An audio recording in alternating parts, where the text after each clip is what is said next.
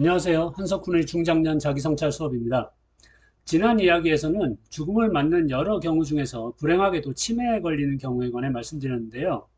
글쎄요, 죽음이란 게 대체로 불행한 사건으로 간주되고 있는 현 세태 속에서 불행하지 않은 죽음을 이야기한다면 그게 되레 이상하게 보일 수도 있습니다만, 저는 자기 하고픈 거 다 해보고, 즉, 전인적으로 살아보고, 세상에 나름의 기여도 해본 다음에 노화로 육신의 기능이 지속되기 어려운 지경에 이르렀을 때 스스로 곡기를 끊고 고요히 눈을 감을 수 있다면 매우 행복한 죽음이 아닐까 하는 생각을 하는데요.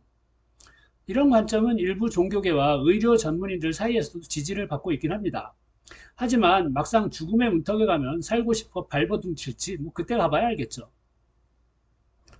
아무튼 행복한 죽음을 논외로 하고 생각해 볼 때 치매로 인해서 자신을 잃고 기억이 사라지고 인식이 퇴화하고 감정이 제어가 안 돼서 자신만의 동굴에 갇혀 비명을 지르다 쓰러지게 되는 죽음은 참으로 불행한 죽음이 아닐 수 없습니다.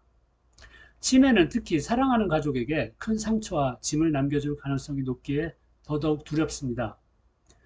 치매가 악화되던 저희 아버지께서 여러 해에 걸쳐서 저에게 보여주셨던 이해할 수 없는 비난, 공격, 분노에 대해서 회상하게 되면 이런 생각이 듭니다.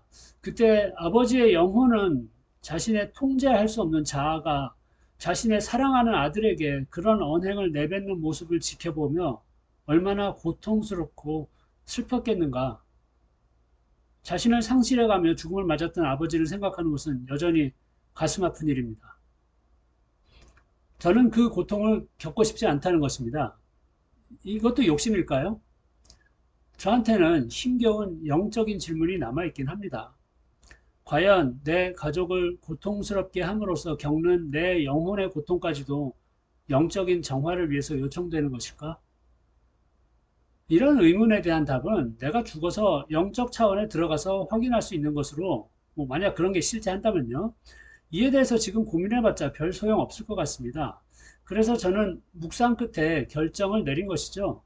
내가 믿는 삶과 죽음의 궁극 원리가 사랑인데 내 사랑하는 가족한테 고통을 주는 것은 사랑이 아니므로 나는 그렇게 죽기를 거부한다.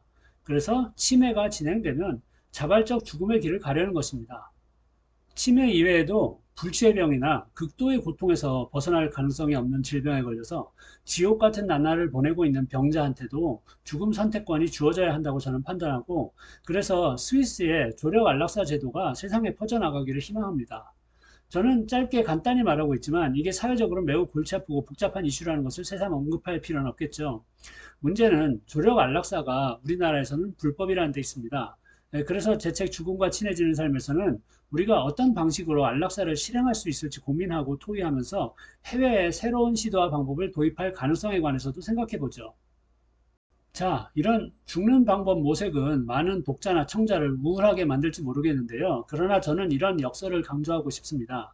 서구 쪽의 연구에 따르면 젊을 때와 달리 저처럼 노년에 접어든 사람들 중에서는요, 자신이 어떻게 죽을지 그 방도와 과정에 관해서 명확한 결정을 내리고 대비를 해둔 경우에 훨씬 더 평화롭고 행복한 여생을 보내는 경우가 많다는 사실입니다. 왜 그럴까요? 자신이 고통스럽고 주변에도 고통을 안겨주는 죽음을 맞을까봐 불안에 떨지 않아도 되기 때문에 그런 겁니다. 자, 이제 죽을 길이 다 결정됐으니 그때까지 아무 염려 말고 신나게 살다 가면 된다. 이런 생각을 하게 됐기 때문이라는 것이죠. 실제로 우리나라의 고령층은 이런 혜택을 누리지 못하고 반대로 매우 불확실하고 경제적으로 부담스러우며 신체적, 정신적으로 고통스러울 것으로 예상되는 죽음의 과정을 대책 없이 기다리는 경우가 다반사입니다. 왜냐하면 실제로 육체적 기능이 다 하게 돼서 죽음으로 들어가는 게 자연스러운 고령자의 경우마저도 우리 사회에서는 병원에 입원해서 중환자실에 들어간다든가 연명치료로 환자 몸에 주렁주렁 줄들 연결해 놓고 그 다음에 힘겹고 괴로운 입원 기간을 지속하게 되니까요. 이런 불행한 죽음 과정에 반기를 드는 저 같은 베이비 부머 세대는 그래서 사전 연명치료 의향서에 서명을 하게 되는 것이죠. 그러나 저는 소극적인 연명치료 거부보다 더 적극적으로 자신의 삶을 마감하는 스위스식의 조력 안락사를 선택할 개인의 권리를 사회가 막아서는 안 된다고 봅니다.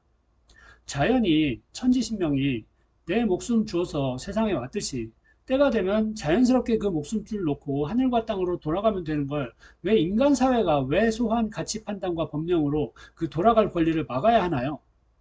물론 저도 누구나 마음대로 아무 때나 자살할 권리가 있다는 말을 하는 건 아니고요. 저희 집안에도 자살의 역사가 짙게 배어 있기도 하고요. 노년의 불치의 병의 경우에 한해서 드릴 말씀입니다. 상세한 이야기는 책을 참고해 주십시오.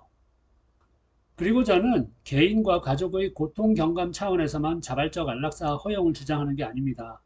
생로병사의 자연의 순환 원리를 거부하지 말고 자연의 원리를 겸허하게 받아들이게 될 때, 그래서 무리하고 고통스러운 노년의 연명 기간을 단축할 때, 그래서 내 정신 아직 말짱할 때 가족과 후대에게 당당한 유언을 전해주고 깨끗하게 작별할 수 있을 때, 노년 세대는 자신의 물적, 정신적 자원을 후대에게 또 세상에 환원함으로써 우리의 종 인류에 기여하고 자신을 비우고 홀가분하게 미지의 찬으로 옮겨갈 수 있다고 믿기 때문입니다.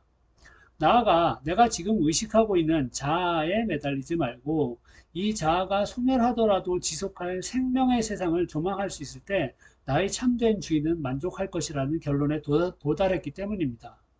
저의 이런 결론은 서양에서 예전부터 전해온 이런 말하고 통합니다. 나는 내일 세상이 멸망한다 해도 오늘 사과나무를 심겠다. 스피노자나 루터가 전해줬다는 소문이 있지만 정확한 출처가 확인되지는 않은 유명한 말씀이죠. 제 책의 마지막 두 챕터는 이러한 결론에 이르게 된 저의 사유를 담고 있습니다. PPL 정도가 아니라 자기 성찰을 빙자해서 대놓고 책 광고한 저의 수업에 동참해 주셔서 감사합니다. 그러나 진심으로 저를 고스란히 갈아 넣은 엑기스로 채운 책입니다. 앞으로는 이 책의 소소한 내용에 관해서 구체적으로 보완하는 영상을 올릴 계획인데요. 일단 곧 출간될 저의 신간인 추억 속 만화에 관한 심층 심리학적 책에 대한 소개 영상을 먼저 제작해야 해서 그 다음에나 가능할 것 같습니다. 고맙습니다.